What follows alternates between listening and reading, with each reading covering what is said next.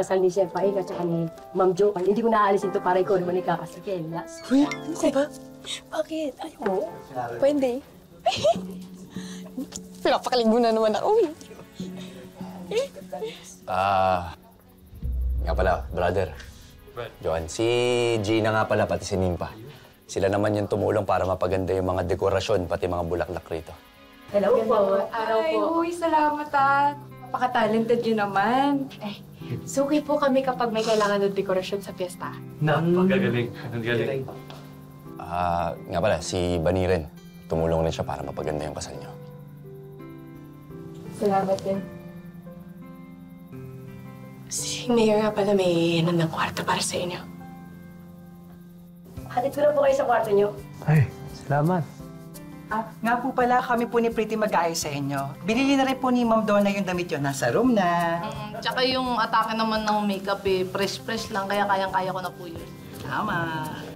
Okay. Maraming salamat sa inyo lahat. Ha? Thank you.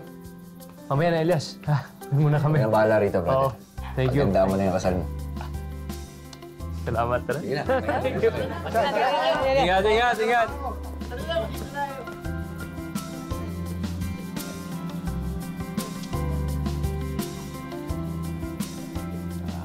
Nimpa, Bane.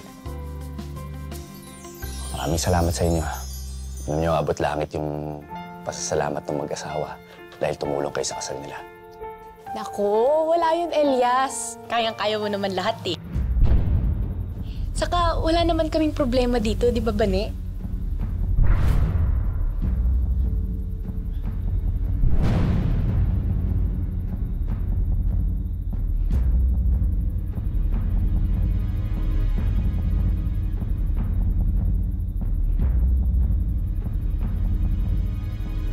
Ba't di ko kaya kayo iwanan na lang dalawa? Total, di ba?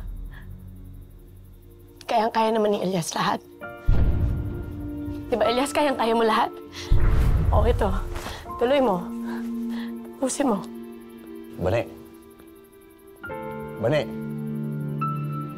Anong problema nun?